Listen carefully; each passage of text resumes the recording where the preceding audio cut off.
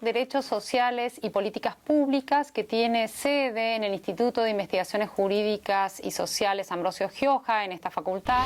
nosotros hacemos un abordaje del amplio campo de los derechos sociales y las políticas públicas. ¿Qué significa? De la mano de un equipo interdisciplinario compuesto por abogados, doctores en Derecho, politólogos, sociólogos, economistas, licenciados en educación, trabajamos de manera transversal lo que se conoce como el enfoque de derechos humanos, y también este enfoque de derechos humanos es mirado con perspectiva de enfoque de género, enfoque étnico, y este marco, esta metodología que persigue no solamente un objetivo metodológico de analizar los compromisos y obligaciones que tienen los estados en el campo de los derechos humanos, en particular en el campo de los derechos económicos, sociales y culturales,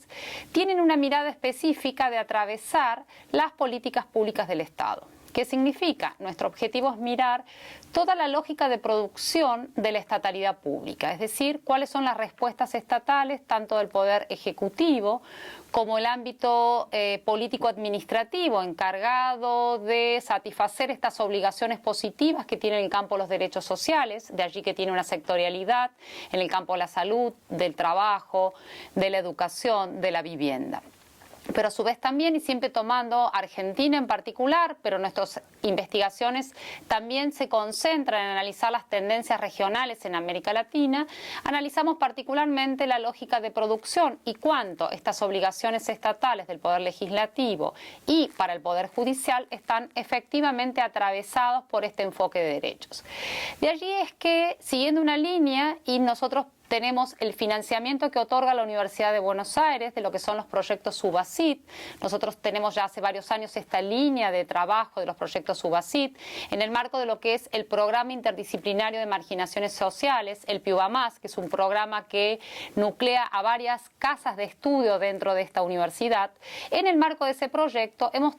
concluido un libro que aquí tenemos para mirarlo, que se llama El Bienestar en Brechas, donde analizamos precisamente las políticas sociales en la Argentina de la posconvertibilidad, analizando este periodo desde el año 2003 hasta el año 2015, donde vamos analizando cuáles han sido efectivamente la distancia entre el objetivo planteado en el campo de esta satisfacción de derechos económicos, sociales y culturales y la respuesta de las políticas públicas. Una de las líneas de trabajo del equipo tiene que ver con el estudio del derecho a la vivienda adecuada en el marco principalmente de la Ciudad de Buenos Aires. Esto teniendo en cuenta que la Ciudad de Buenos Aires, siendo en línea la Constitución Nacional, ha adoptado un enfoque de derechos humanos. Esta garantía, este derecho a la vivienda adecuada, se encuentra en tensión con los últimos años de implementación de diferentes políticas públicas en materia de vivienda, y en un contexto de un grave déficit habitacional, teniendo en cuenta que la Ciudad de Buenos Aires es la ciudad más rica de la Argentina y que cuenta con un vasto presupuesto para poder resolver esta problemática. En los últimos años, en la Ciudad de Buenos Aires se han implementado dos tipos de políticas, para decirlo de algún modo. Políticas proactivas para quienes pueden resolver este déficit habitacional o alguna cuestión que tiene que ver con el acceso a la vivienda a través del mercado. Todas las políticas están enfocadas para que las personas puedan, o las familias, resolver su problemática de vivienda, y el eje está puesto en el mercado. Aquellos que no pueden batallar con este mercado, que no pueden entrar en las lógicas del intercambio mercantil de este derecho a la vivienda, solo el gobierno en los últimos años se han implementado políticas que tienen que ver con la emergencia, subsidios habitacionales que se limitan en el tiempo, créditos que están pensados con requisitos o están pensados que su población objetivo tienen que ver con grupos marginados de la sociedad, pero que los requisitos no se condicen con la población objeto de esta política. En uno de los estudios que hemos efectuado desde el grupo de trabajo, esto se ve marcadamente en las últimas líneas de crédito que el gobierno de la ciudad ha implementado, ya que hemos visto que algunos de los principales hallazgos tienen que ver con los montos que ofrecen estos créditos, no se condicen con los valores de mercado. Hay que tener en cuenta que la Ciudad de Buenos Aires ha experimentado un crecimiento de los valores de mercado de las propiedades, un gran auge del mercado de la construcción y de inmobiliario, por lo que estos créditos no se vieron envueltos en este proceso porque los valores no eran suficientes para poder acceder a la vivienda en la ciudad de Buenos Aires. Los trámites para acceder a estos créditos llamados sociales son muy dificultosos para estos grupos en condiciones de vulnerabilidad. Hay muy pocos créditos que llegan a concretarse, ya que hay una subejecución presupuestaria a lo largo de los años, y los requisitos son pensados para personas que están insertas en el mercado formal de trabajo, pero esto no tiene relación con los grupos objetivos de la política. Esto quiere decir que se les exige requisitos para aquellos que trabajan en el mercado formal a grupos familiares que claramente trabajan y viven del mercado informal de trabajo, por lo que esto hace que no puedan acceder a los requisitos y por ende no puedan acceder a la vivienda con estos sistemas, estas políticas de créditos. El eje en los últimos años estuvo puesto en el subsidio a la demanda y no en la oferta de políticas que tienen que ver con la construcción de viviendas sociales, con el acceso a créditos orientados específicamente para estos grupos en déficit habitacional, estos grupos marginados. No se han previsto políticas que tienen que ver con facilitar a estos grupos sociales o marginados a diferentes políticas de vivienda que puedan solucionar su déficit habitacional y principalmente que puedan darle batalla al mercado y así entrar, digamos, en la lógica del acceso a la vivienda en la Ciudad de Buenos Aires. Bueno, otra de las líneas de investigación del grupo interdisciplinario tiene que ver con el aspecto del sistema previsional argentino, tema que abordamos en uno de los capítulos del bienestar en brechas que Laura mostraba. El capítulo al que me voy a referir tiene por título la cuestión federal, sistemas previsionales provinciales y brechas contributivas. El tema fue analizar justamente las brechas contributivas a nivel nacional de las provincias y de las cajas especiales y a partir de la normativa y de las sentencias judiciales paradigmáticas que buscamos, sobre todo emitidas por la Corte Suprema de Justicia de la Nación y los superiores tribunales de provincia. La normativa que revisamos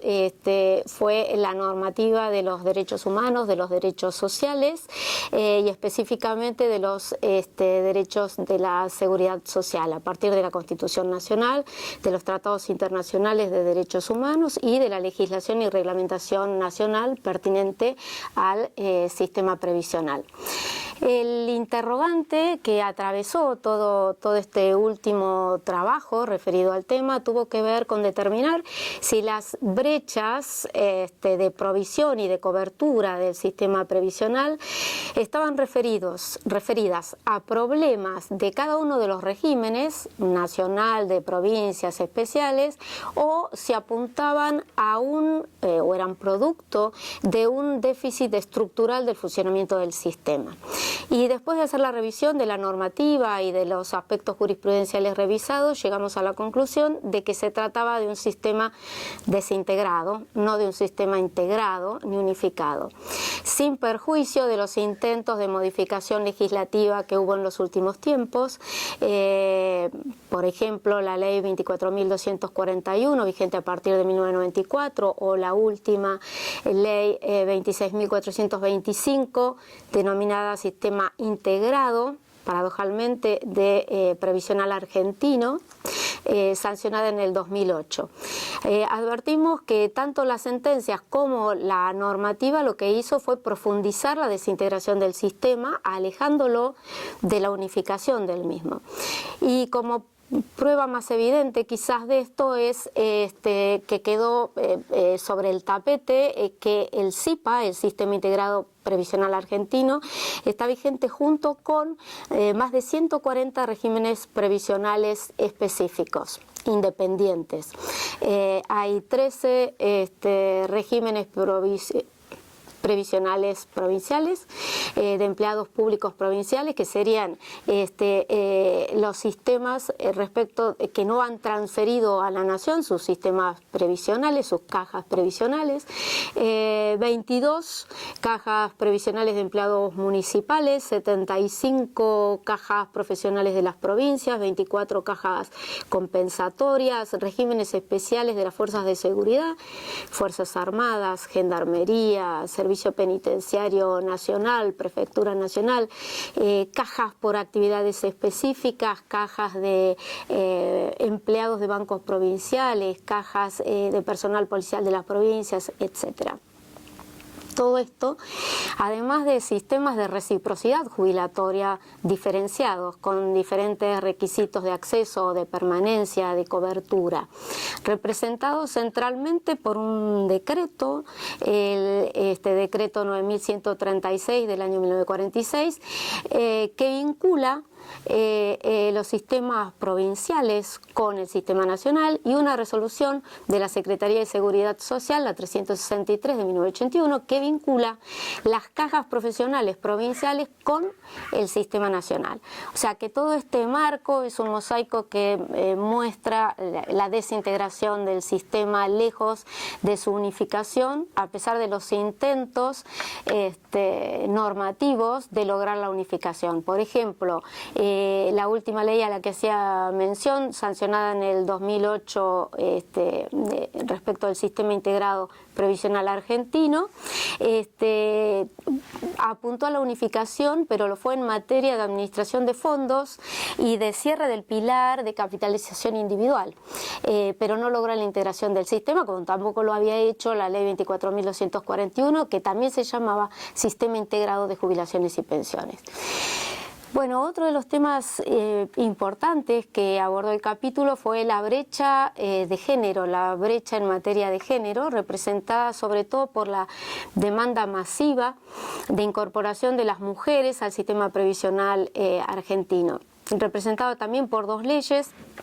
25.994, esta fue sancionada en el 2005, y otra ley posterior, la sancionada en el 2014, 26.970, que en definitiva reflejaron la brecha de género del mercado laboral, respecto de lo cual podemos decir que obviamente todas las tareas de cuidado en cabeza de las mujeres no generan aportes en forma distinta de los sistemas en otros países. Por último, y para ir cerrando, el capítulo concluye con la inclusión de temas en la agenda federal,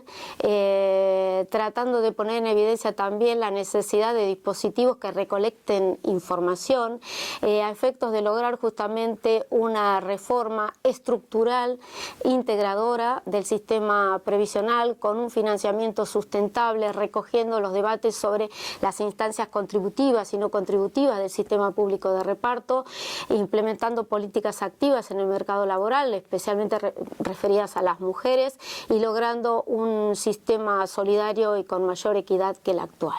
En este proyecto UBACIT realicé una investigación donde abordo las condiciones laborales de las trabajadoras domésticas en Argentina, a la luz de la sanción en el año 2013 de un nuevo régimen legal de regulación para este sector, y hago referencia a la ley número 26.844, que se llama Nuevo Régimen Especial de Contrato de Trabajo para el Personal de Casas Particulares. Los resultados de este trabajo pretenden aportar elementos al debate actual y a la línea de investigación que tiene el equipo en torno a las brechas que surgen en los sistemas contributivos y no contributivos en el caso argentino. Más en detalle, en este capítulo encuadro este análisis en el marco más general de la organización social del trabajo de cuidados y de la división sexual del trabajo. Desde esta perspectiva consideramos que el trabajo doméstico remunerado es visto como una estrategia de los hogares para satisfacer sus necesidades de cuidado, en este caso por la vía mercantil. En particular, en el texto realizo un análisis cuantitativo a partir de una elaboración de la encuesta permanente de hogares y otras fuentes secundarias oficiales que me permite elaborar un diagnóstico de las condiciones laborales de informalidad y de precariedad que afectan y todavía siguen afectando este sector. Además, quiero discutir los cambios que hubo en la regulación estatal del trabajo doméstico en los últimos años como vía hacia la inclusión social. No solo examino entonces el nuevo régimen laboral, sino también otras medidas de carácter más fiscal y de política social que alcanzaron a este sector. Para ir ya más acercándome a las principales conclusiones de mi trabajo, considero que la nueva normativa permitió efectivamente avanzar en términos de inclusión respecto a la normativa preexistente. Sin embargo, esta nueva normativa construye a la vez consolida un régimen de excepción, de hecho se denomina especial, y híbrido, que es a mitad camino entre lo contributivo y no lo contributivo, que además está subsidiado por el Estado, que refrenda en últimos términos la posición social subordinada de este colectivo laboral, de las trabajadoras domésticas.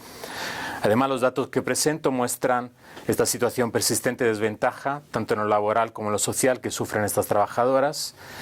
De ahí concluyo que deriva una serie de necesidades, en primer lugar, de verificar y promover de forma continuada el nivel de cumplimiento de los derechos sociales, que están fijados a nivel normativo, pero que de facto no se cumplen a todos los niveles. También la necesidad de empoderar mayormente a las trabajadoras respecto a los derechos que tienen. Y además de ejercitar una lucha en lo cultural contra estas prácticas muy arraigadas en todos los sectores sociales que permiten esta persistente situación de subordinación de las trabajadoras. Y por último, se concluye que el Estado debe ser más activo en la provisión de servicios de cuidado y en favorecer políticas de conciliación laboral entre trabajo remunerado y no remunerado, a partir del reconocimiento universal del derecho a cuidar, a ser cuidado y a cuidarse, que representa uno de los objetivos por los que trabaja nuestro equipo de investigación. Un concepto transversal sobre el que promovemos desde la docencia, no solo una mayor sensibilización, sino también su visibilización, es el derecho al cuidado desde un enfoque universal. Hablar de cuidados es discutir, por un lado, la división sexual del trabajo y, por otro, hablar de un mercado de trabajo estructurado sobre la discriminación entre géneros. En la actualidad, en promedio y a nivel mundial, las mujeres destinan 2,6 horas más que los varones a las tareas de cuidado. Asimismo, los varones en todos los países disfrutan más del tiempo libre. En Argentina, la encuesta de trabajo no remunerativo y uso del tiempo del tercer trimestre del año 2013 demostró que el 74,4% de la población de más de 18 años realiza trabajo doméstico no remunerativo. Sin embargo, y siguiendo la tendencia mundial, las responsabilidades son desiguales. Los varones destinan en promedio unas 3,4 horas a estas tareas, en cambio las mujeres 6,4. ¿Qué otros comportamientos sociales visibilizamos? La tasa de empleo femenina es más baja que la de los varones, aun cuando las mujeres representan más de la mitad de la población. Además, para el año 2013 se verificó una brecha en los ingresos de mujeres y varones del orden del 23,9% para el empleo registrado. En cambio, la brecha se amplía a un 39,4% cuando hablamos de trabajadores informales. En síntesis, alcanzar la igualdad entre mujeres y varones en términos laborales es siempre hablar de cuidados familiares. Son las dos caras de una misma moneda. Por lo tanto, los estados deben garantizar que los sistemas de bienestar conciban al cuidado como un derecho universal y que tengan impacto en el sistema de políticas sociales. Bueno, otra de las líneas de investigación que caracteriza a este equipo es el análisis del uso de indicadores de derechos humanos como una herramienta particular, sobre todo para poder entender las brechas entre las obligaciones contenidas en el derecho internacional de los derechos humanos y a los que los estados están obligados a suscribir, y el goce efectivo de esos derechos. El uso de indicadores tiene una tradición muy amplia y extendida en lo que son las ciencias sociales. Son justamente herramientas de medición, son expresiones cuantitativas, numéricas, de determinados fenómenos. Aquí lo novedoso es poder usar ese tipo de herramientas vinculadas a otras disciplinas para poder analizar el cumplimiento de derechos humanos. Los antecedentes más claros en esa materia son los indicadores llamados sociales, que son en general los que se usan en los sistemas estadísticos de los países para medir totales poblacionales, para medir la implementación de ciertas políticas, y sí, más específicamente lo que son los indicadores de desarrollo humano, expresados en los Objetivos de Desarrollo del Milenio y los Objetivos de Desarrollo Sostenible. Pero estos indicadores son, los indicadores sobre los que trabajamos son indicadores específicos para la medición del cumplimiento de derechos, y no solo el cumplimiento, sino todas las medidas y esfuerzos implementados por los estados para llegar eventualmente a cumplir con sus obligaciones. Es por eso que los analizamos desde una perspectiva que los considera como vías de exigibilidad de los derechos humanos, y en relación con esto partimos de algunos supuestos de base que tienen que ver con que mejor y mayor producción de información pública sobre los derechos de alguna manera también habilita mayores mecanismos de monitoreo y de contralor de parte de instituciones de la sociedad civil que de alguna manera se dediquen a monitorear ese cumplimiento y las acciones del Estado. También permiten identificar vacíos de información que pueden existir en los sistemas y que de alguna manera da cuenta de cuánto más el Estado tiene que producir para rendir cuentas sobre el cumplimiento de derechos. Brevemente, estos indicadores tienen algunas características que es importante mencionar. Se construyen a partir de las obligaciones contenidas en la normativa internacional, y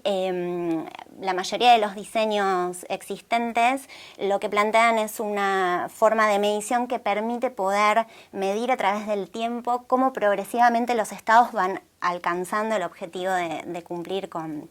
sus obligaciones en materia de derechos humanos, en un modelo que se llama de estructura, proceso y resultado. Por otro lado, estos indicadores tienen la particularidad de que